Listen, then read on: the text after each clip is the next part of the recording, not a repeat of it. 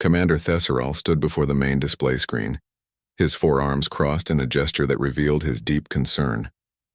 For 3 days now, the mysterious vessel had remained at the edge of Valorian space, motionless and silent. The sensor readings made no sense, and that troubled him more than any direct threat could. "Run the analysis again," he ordered, his voice steady despite the anxiety building in his chest.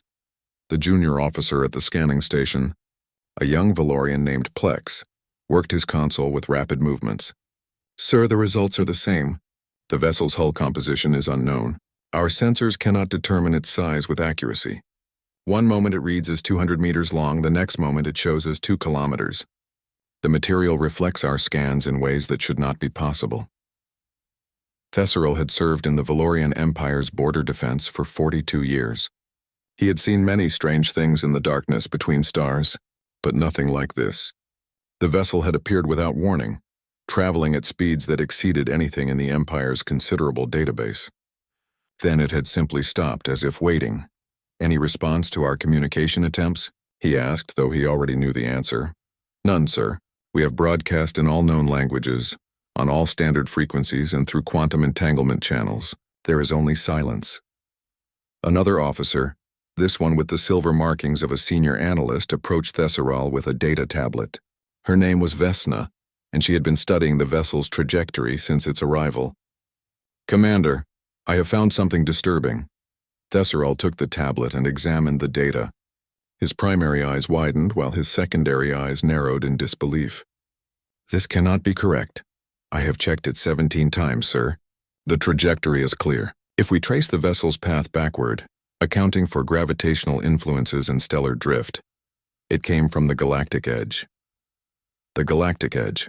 Every spacefaring species knew that region was impossible to cross.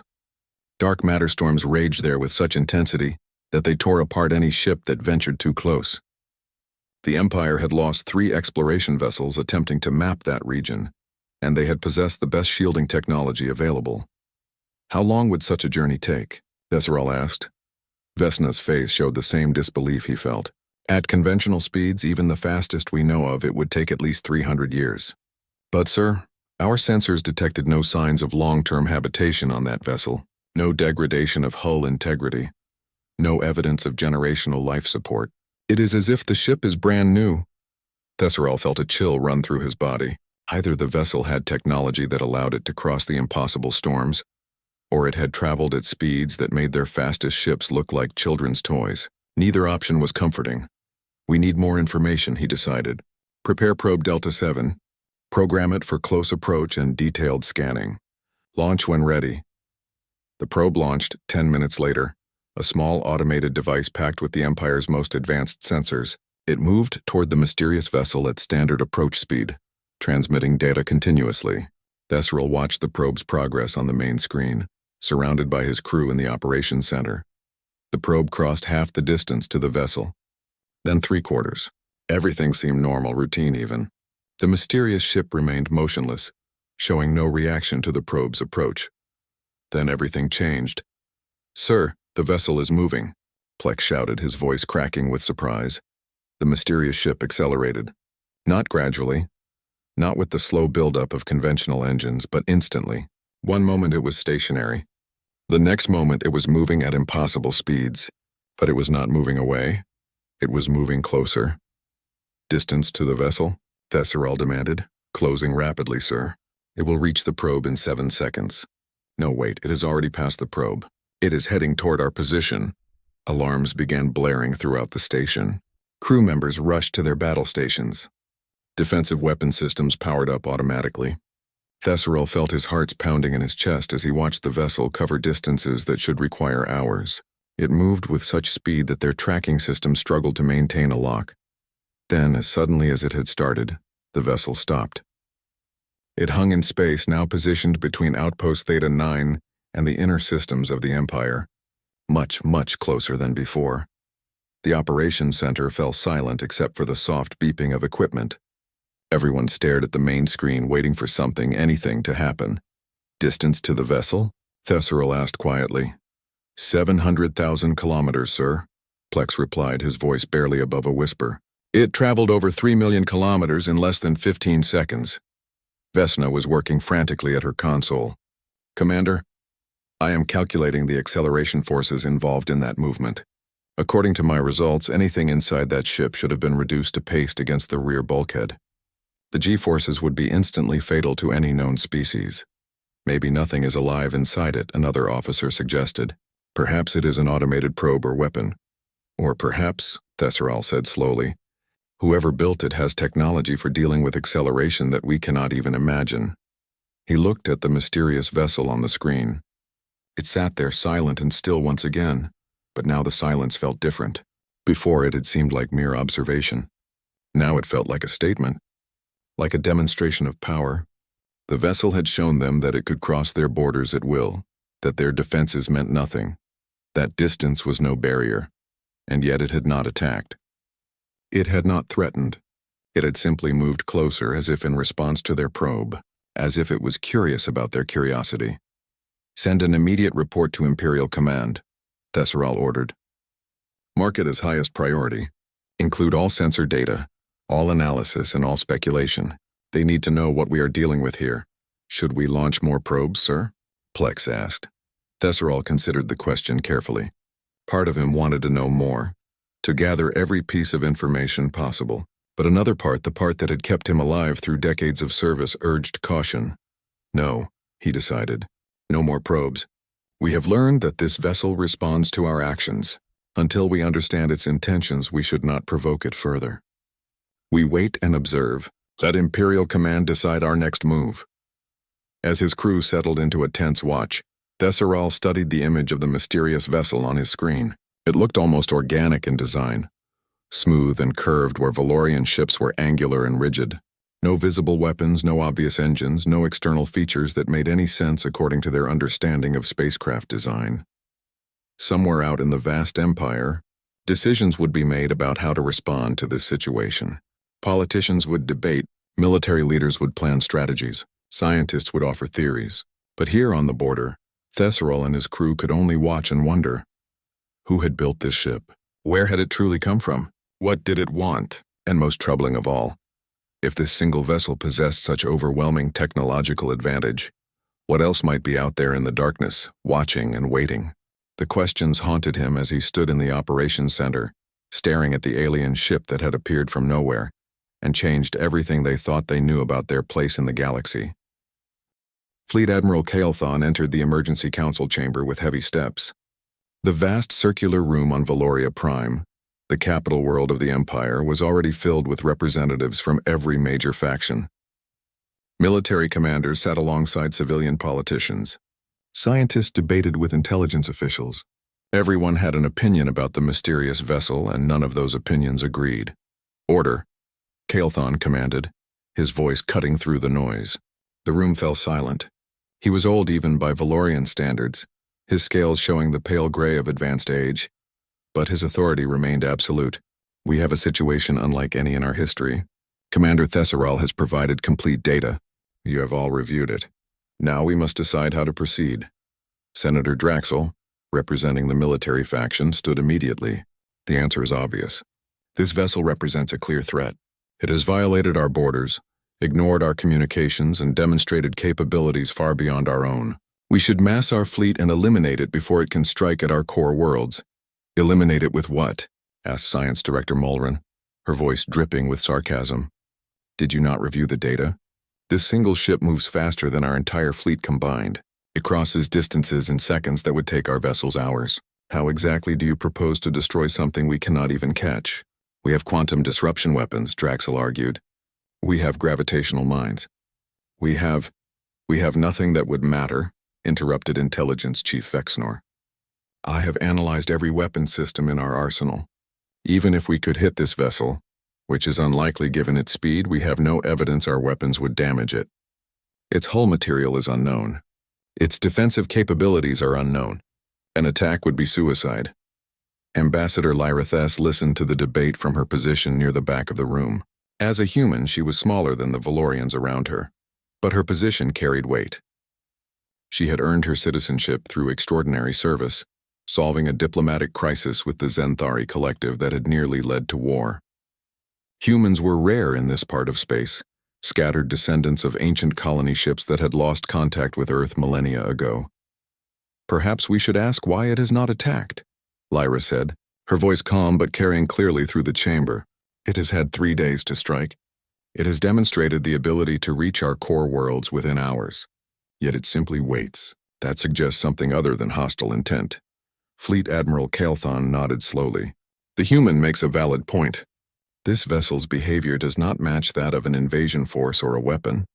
It seems to be observing, perhaps even waiting for us to make the next move. Then let us make that move one of strength, Draxel insisted. Send our finest battle group. Show this intruder that the Valorian Empire will not be intimidated. Or, Lyra suggested, we could try something the Empire has not attempted yet. Diplomacy from a position of honesty rather than strength. Send a single ship, not a battle group. A diplomatic vessel. Make it clear we come to talk, not to threaten. The room erupted in arguments again. Some supported Lyra's approach. Others called it weakness. The debate raged for hours, going in circles, until finally Fleet Admiral Kael'thon made the decision that only he had the authority to make. We will send the diplomatic vessel, Horizon's Voice. Ambassador Lyra Thess will command the mission. She will have full authority to negotiate on behalf of the Empire. Draxel started to protest, but Kael'thon silenced him with a gesture. This is not a debate. The decision is made. If the humans have a reputation for anything, it is creative problem-solving in impossible situations. We need that creativity now. 3 hours later, Lyra stood on the bridge of the Horizon's Voice as the ship departed from Valoria Prime. Her crew was small but experienced, a mixture of Valorians and other species who had chosen the diplomatic service.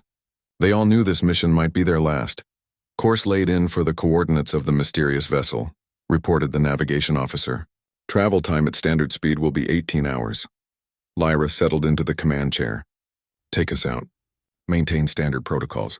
Broadcast our diplomatic credentials on all channels. Make it clear we come in peace. The journey passed with agonizing slowness. Every crew member felt the weight of their mission. They were approaching something that could destroy them without effort, hoping that conversation rather than weapons would save them.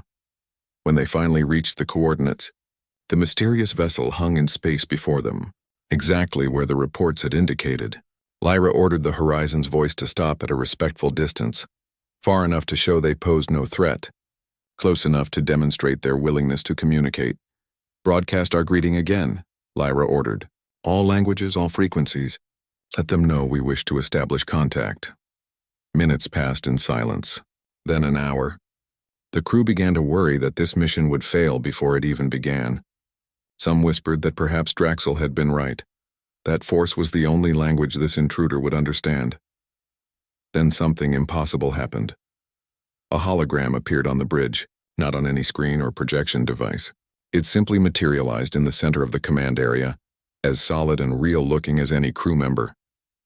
The ship's sensors detected no transmission, no quantum signal, no electromagnetic radiation of any kind. The hologram appeared through technology that made no sense according to any known science. The hologram showed a human figure, female, tall, wearing a silver uniform with strange symbols on the shoulders and chest. Her hair was dark, pulled back in a practical style. Her eyes were sharp and intelligent, studying the Valorian crew with obvious interest. When she spoke, her voice came from everywhere and nowhere, perfectly clear and speaking in flawless Valorian common. I am Captain Sarah Chen of the Terran Accord vessel Wanderer. You have been broadcasting greetings for the past hour. I apologize for the delay in responding. We needed to analyze your language and ensure proper translation protocols. The bridge crew stared in shock. Lyra recovered first, standing to address the hologram with proper diplomatic courtesy. I am Ambassador Lyra Thess of the Valorian Empire. On behalf of our people, I welcome you and request the opportunity for formal dialogue. Captain Chen smiled, but it was not a warm expression. It was the smile of someone who held all the advantages and knew it. Dialogue is precisely why I revealed my ship's presence, Ambassador. You see, 3 of your survey vessels entered Sector 78 Gamma approximately 6 months ago. They deployed sensor beacons across an area we have designated as protected territory. Those beacons are causing problems that need to be addressed. Lyra felt confusion mixing with her shock. Sector 78 Gamma had been a routine survey mission to an uninhabited system. The reports had shown nothing but ruins of some ancient dead civilization. What could possibly be important about that mission? I am not familiar with that particular survey, Lyra admitted. However, if our vessels violated protected territory, I assure you it was unintentional. The Valorian Empire respects the territorial claims of other civilizations. We are not a civilization in the way you understand the term, Captain Chen replied, and the territory we protect is not our own. We are guardians, Ambassador Thess. We protect those who cannot yet protect themselves. The beacons your ships deployed are disrupting a developing species that lives beneath the surface of the third planet in that system. Those beacons must be removed, and we need to ensure such intrusions do not happen again. The captain paused, and her expression became even more serious. Which brings us to the larger issue. The Terran Accord has been monitoring your empire's expansion for quite some time. We have questions, Ambassador. Many questions. I suggest you prepare your leadership for a very long conversation about your intentions, your methods, and your future in this region of space. Before Lyra could respond, the hologram vanished as suddenly as it had appeared. The bridge fell into stunned silence. Ambassador Lyra sat across from Captain Sarah Chen in a meeting room that should not exist. The room was physically located aboard the Horizon's Voice, but Chen was not truly there. She appeared as solid and real as any living person. Yet the Valorian ship's sensors insisted that no matter had transported aboard. The holographic technology was so advanced it created perfect illusions that could interact with physical objects. Let me be very clear about what happened in Sector 78 Gamma, Captain Chen began, pulling up a holographic display between them. Your survey team detected ruins on the surface of the third planet. Correct? Lyra nodded, reviewing the mission reports on her own tablet. Yes. Ancient structures at least 10,000 years old according to the dating analysis. No life signs detected anywhere in the system. The survey team classified it as a dead civilization and moved on after deploying standard monitoring beacons. Those beacons operate on specific frequencies, Chen continued. Frequencies that happen to disrupt the natural magnetic fields that a species called the Verath use for navigation. The Verath live deep underground, in cave systems that extend hundreds of kilometers below the surface. They are blind, relying entirely on magnetic sense to navigate their world. Chen's display changed, showing strange creatures that looked like a cross between insects and fish, with elongated bodies covered in iridescent scales. They moved through vast underground caverns and great schools, thousands of them together. The Verath are at a critical stage of development, Chen explained. They have recently discovered tool use. They have begun forming complex social structures. In another 1,000 years, perhaps less, they will be ready to emerge onto the surface and truly claim their world. But your beacons are scrambling their magnetic navigation. They are becoming confused, disoriented. Large groups have started moving toward the surface through natural cave openings. I still do not understand the problem, Lyra said. If they are ready to emerge, they are not ready, Chen interrupted firmly. The surface of that planet is hostile to them. The atmosphere has too much oxygen for their respiratory system. The sunlight will damage their visual organs, which are just beginning to develop. If large populations reach the surface now, it will be catastrophic. They will die in massive numbers, and the trauma might set their entire species back thousands of years. Or worse, it might drive them to extinction. Lyra felt a chill run through her. We had no idea. Our sensors detected no underground life. How is that possible? Valorian scanning technology is among the most advanced in known space. Captain Chen smiled slightly.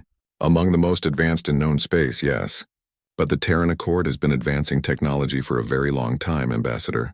The Verath live so deep underground in conditions so extreme that conventional scans would miss them. We designed it that way. You designed it? What do you mean? The holographic display changed again, showing the ruins on the planet's surface from a different angle. Lyra could see now that the ruins were not actually old at all. They were constructed to look ancient, weathered and broken, but the patterns were too deliberate. Those ruins are fake, Chen said simply.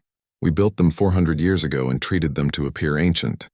They serve as a deterrent, a warning to any species that might consider colonizing the planet. Most civilizations see ruins and move on, assuming the world is already claimed or has been explored and abandoned.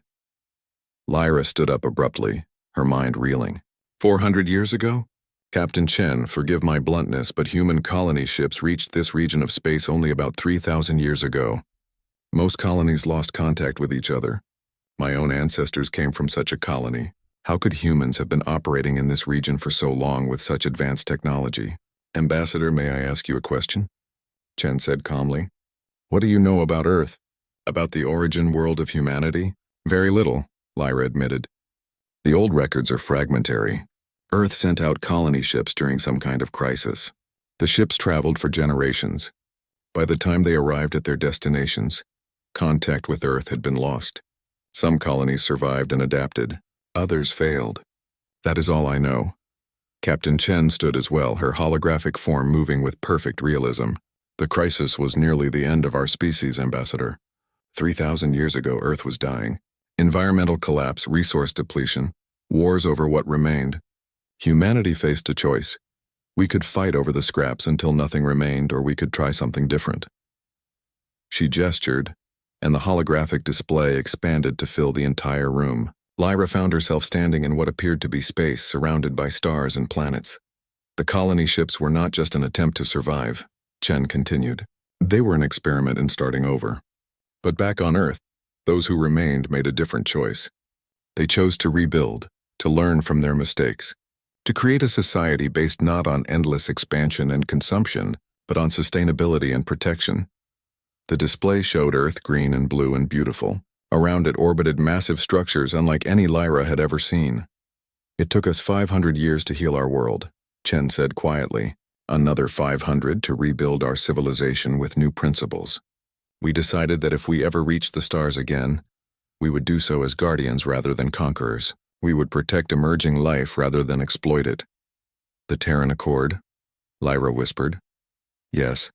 For the past 2,000 years, we have been expanding through this region of space, not to claim territory, but to identify and protect species that might one day join the community of spacefaring civilizations. Species like the Verith.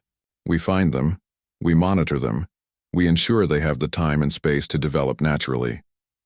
The display changed again, showing dozens of different worlds, each with their own unique forms of life. We currently maintain protection protocols for 73 developing species across this sector of the galaxy. The Verith are just one of them. Lyra felt her legs go weak. She sat down again, trying to process everything she was hearing. You have been hiding in plain sight, watching civilizations like the Valorian Empire, watching us expand, explore, make contact with other species, and we never knew you were there, correct? Captain Chen sat down across from Lyra again. We are very good at not being seen when we choose not to be seen. Our ships operate on principles that make them nearly invisible to conventional sensors. Our bases are hidden in places other species do not think to look. We move through space using methods that leave no trails. But you revealed yourself now. Why? Because the Verith are in immediate danger from your beacons, and because the Valorian Empire is approaching a critical decision point in its own development. Before Lyra could ask what that meant, Captain Chen pulled up another holographic display. This one showed detailed intelligence about the Valorian Empire.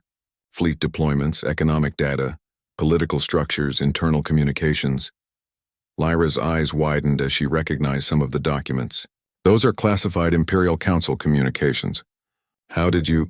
We have been watching, Ambassador. Watching everything. We know about the internal tensions in your empire. We know about the factions pushing for more aggressive expansion. We know about the resource shortages developing in your core systems. We know about the intelligence reports suggesting your empire will fracture within a generation if current trends continue. The holographic displays continued, showing more and more intelligence that should have been impossible for any outsider to obtain. Military strategies, economic projections, private meetings between high-ranking officials. You have been spying on us, Lyra said, anger mixing with her shock. For how long? Since your empire first developed faster than light travel, Chen replied calmly. 47 years ago. We have watched you make contact with other species. We have watched you expand into new territories. We have evaluated your methods, your ethics, your trajectory as a civilization. And what have you concluded? Captain Chen's expression became serious. That you are at a crossroads. The Valorian Empire can continue on its current path of aggressive expansion, competing for resources and territory, slowly building toward conflicts that might destroy you, or you can choose a different path. The choice is yours, but you should make it with full knowledge of what exists beyond your borders. She gestured at the holographic displays surrounding them. There are 14 other spacefaring civilizations in this region that we monitor. Some are older than yours. Some are younger. All of them face similar choices at similar stages of development. Some make good choices and mature into responsible members of the galactic community. Others make poor choices and destroy themselves or require intervention to prevent them from harming others. Intervention? Lyra asked carefully. What kind of intervention? That depends on the circumstances. Usually economic isolation is sufficient. Sometimes we have to disable military capabilities. In rare cases, we have had to relocate populations away from worlds they were destroying. The implications hit Lyra like a physical blow. You are saying that humanity, that the Terran Accord has the power to control the fate of entire civilizations. The Imperial Palace throne room had witnessed many historic moments in the 300-year history of the Valorian Empire, but nothing quite like this. Captain Sarah Chen stood in the center of the vast chamber. Her holographic form projected with such perfection that guards had actually attempted to physically escort her before realizing they passed through her image. The Emperor himself, Calvax III, sat upon the crystal throne, flanked by the highest-ranking members of every major imperial institution, military commanders, senators, scientists, economists, intelligence chiefs. Everyone who mattered in the Empire had been summoned to hear what this human representative had to say. You claim to have been observing our civilization for nearly 50 years, the Emperor began, his voice echoing through the chamber. You claim your people possess technology far beyond our understanding.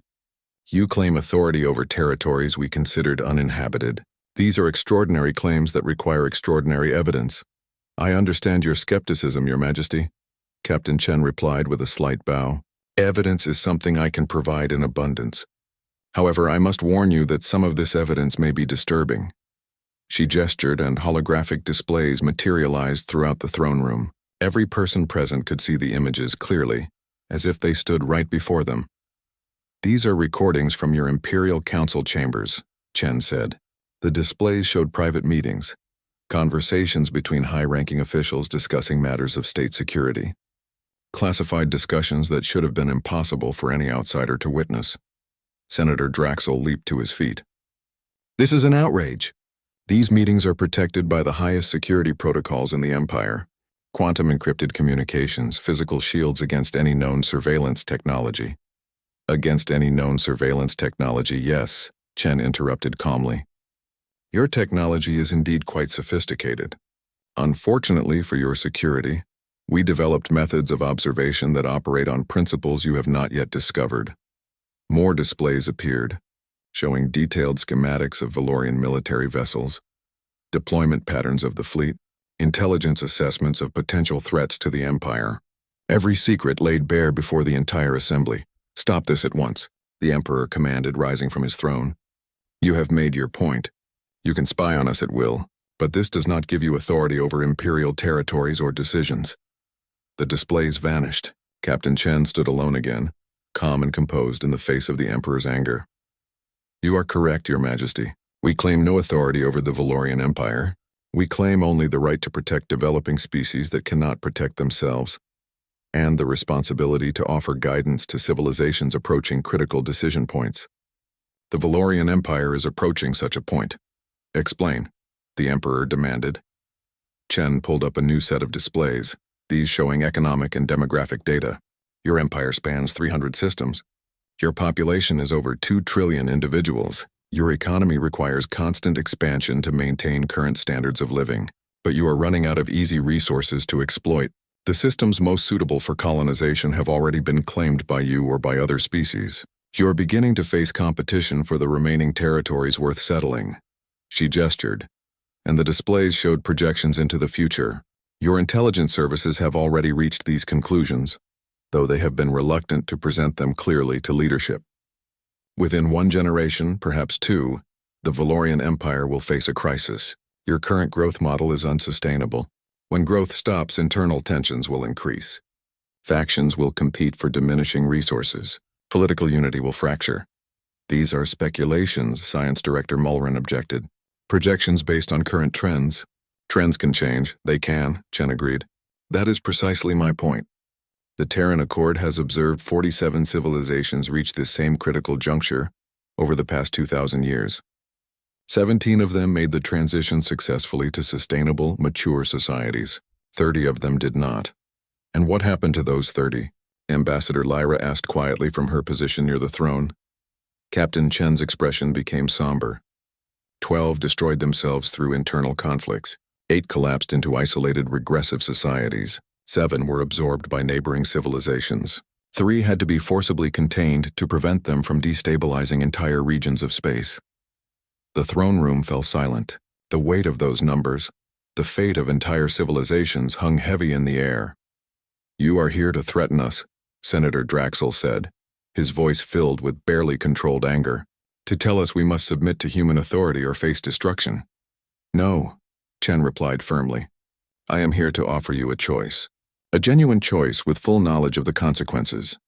She brought up a new display, this one showing a vast structure floating in space. It was enormous, easily the size of a small moon, with architecture unlike anything the Valorians had ever seen. Thousands of ships moved around it, and entire cities seemed built into its surface. This is Sanctuary Station, the headquarters of the Terran Accord. It is home to over 5 billion humans and our partner species. It exists in the space between galaxies, hidden from conventional observation. From here, we coordinate the protection of developing species and provide support to civilizations making the transition to maturity. The image zoomed in, showing the diversity of life on the station. Humans of every description, from colony worlds scattered across space.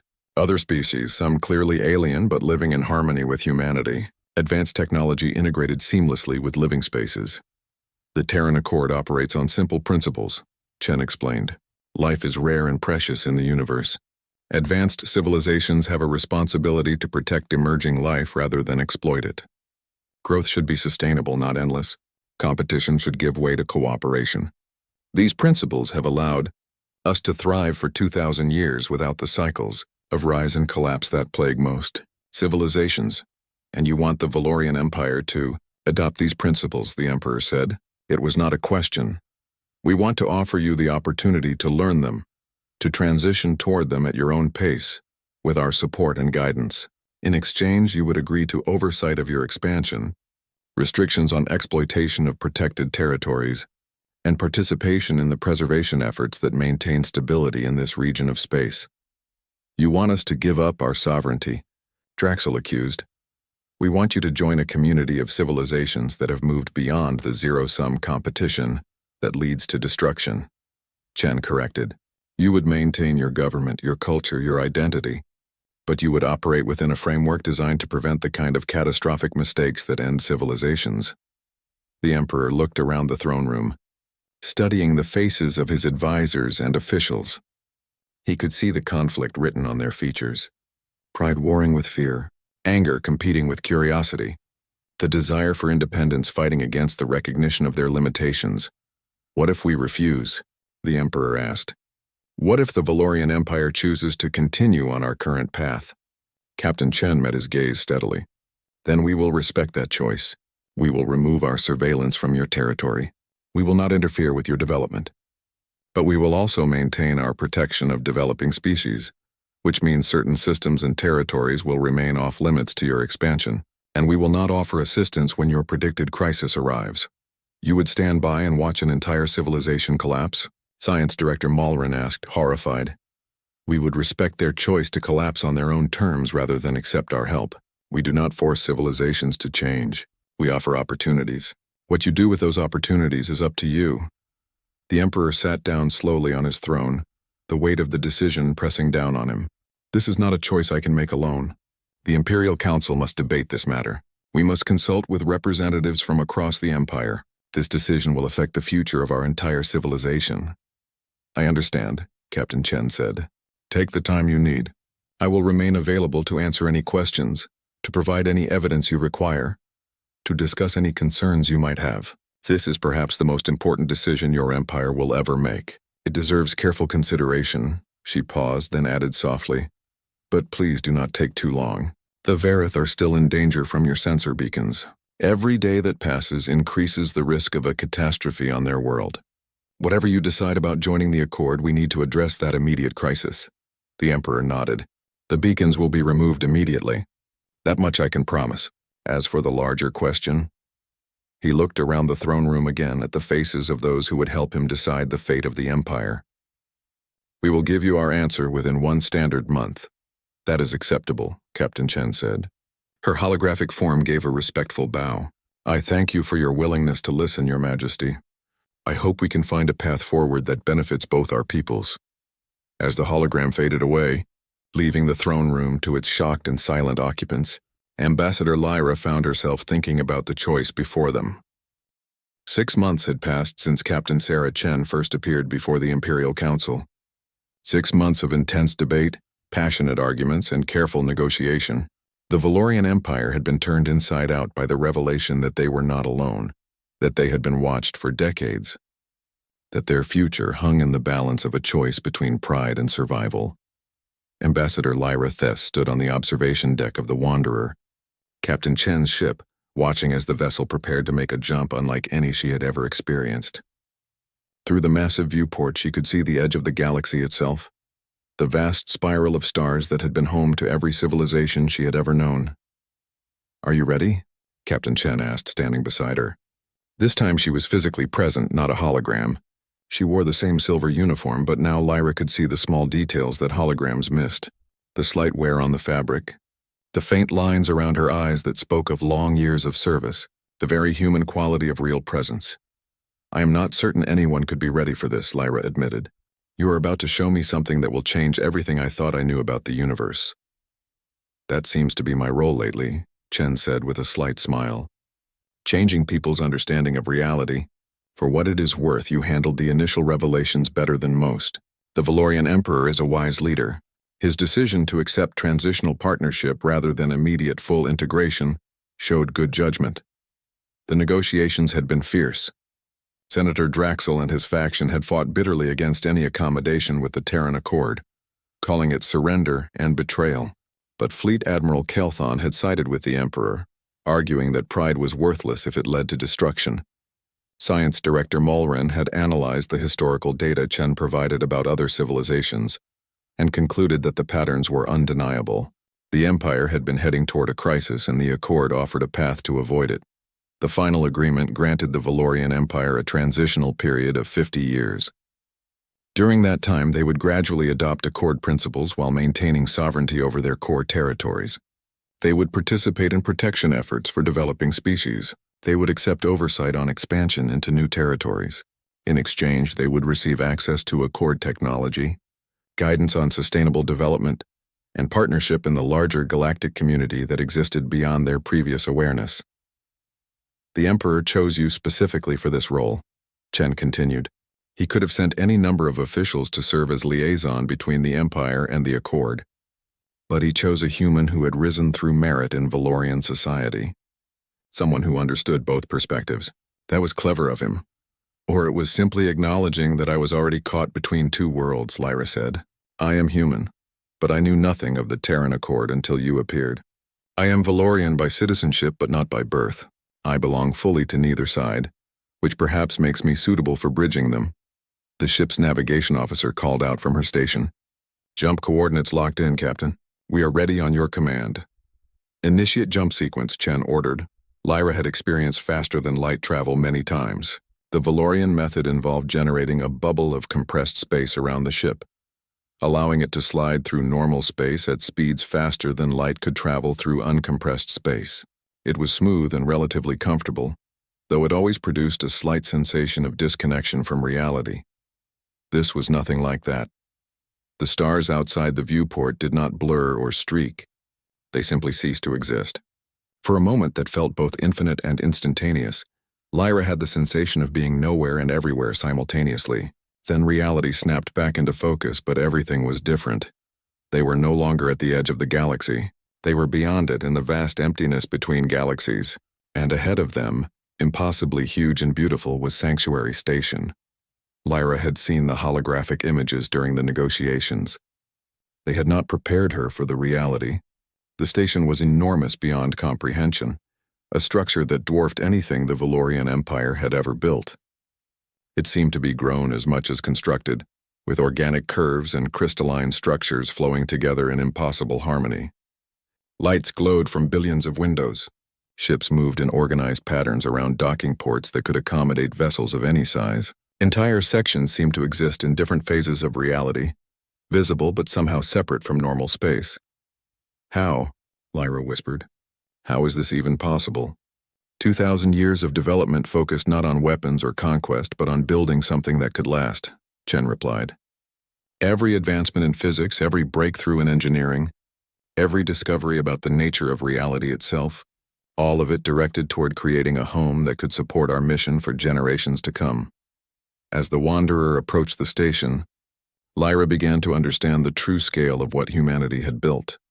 Sections of the station were designated for different purposes, each large enough to be a city. Agricultural zones where food was grown in vast hydroponic gardens under artificial suns. Industrial zones where ships and equipment were manufactured using methods that seemed more like sculpting than construction. Residential areas where billions of humans and partner species lived in communities that blended dozens of different architectural styles. Partner species? Lyra asked. I see other species living here. How many civilizations have joined the Accord? 17 as full partners, Chen replied. Another 34 as transitional partners like the Valorian Empire. And we maintain protective monitoring of 73 developing species. It has taken 2 millennia to build this network, one careful relationship at a time. The Wanderer docked at a port that adjusted itself to accommodate the ship's unique design. As Lyra followed Captain Chen through the airlock, she stepped into a world that defied everything she thought possible. The station's interior was breathtaking. Vast open spaces with ceilings so high, they created their own weather patterns. Forests growing under artificial skies. Bodies of water where aquatic species swam alongside humans. Architecture that seemed to shift and adapt to the needs of its inhabitants. And everywhere the diversity of life. Humans of every possible variation, from colony worlds scattered across multiple galaxies. The descendants of the original Earth population, with skin colors and body types adapted to thousands of different environments. Species she had never encountered, working alongside humans as equals and partners. This is what we chose to become, Chen said quietly as they walked through a central plaza, where hundreds of species mingled peacefully. After we nearly destroyed ourselves, after we lost so much, we asked ourselves what kind of civilization we wanted to be. This is the answer we built. They took a transit pod to an observation lounge at the outer edge of the station. Through the viewport, Lyra could see the galaxy they had left behind, a vast spiral of light in the darkness. From this distance, the territories of the Valorian Empire were invisible, just a tiny fraction of the billions of stars that made up the galaxy. Do you see that cluster of stars there? Chen pointed to a region near the galactic core. That is where Earth was born, where humanity first looked up at the night sky and wondered what was out there. It took us 100,000 years to leave our world, another 5,000 years to leave our solar system. We made so many mistakes along the way. But we learned. Eventually we learned. She turned to face Lyra directly. The Valorian Empire is not unique. Every civilization faces the same challenges, the same temptations, the same critical choices. Expansion or sustainability, competition or cooperation, exploitation or preservation. Most civilizations fail that test. They grow until they collapse, or they fight until they destroy themselves, or they stagnate until they fade away. But some succeed, Lyra said. Some succeed. With help, with guidance, with patience. Some civilizations make the transition. They learn that the universe is vast enough for everyone, that resources can be renewable, that life is more valuable than territory. They join us, they add their knowledge and culture to ours, and together we become stronger. Captain Chen gestured to the galaxy beyond the viewport. Right now in that galaxy alone, there are 7 civilizations at the same decision point the Valorian Empire just faced. Somewhere, representatives of the Accord are having the same conversation I had with your Emperor, offering the same choice, hoping for the same wisdom. And beyond that galaxy, Lyra asked, the universe is infinite. How many other civilizations are out there? More than we could ever count, Chen replied. But we do what we can, where we can, with what we have. We protect the vulnerable. We guide the uncertain. We build relationships with those willing to learn. And slowly, very slowly, we create something better than what came before. Lyra stood in silence, looking out at the galaxy and thinking about everything that had happened. She thought about Commander Thesserel at his outpost detecting the impossible ship. She thought about the arguments in the Imperial Council, the fear and anger and hope all mixed together. She thought about the Emperor's decision to trust in partnership, rather than isolation. She thought about the Verath still swimming through their underground oceans,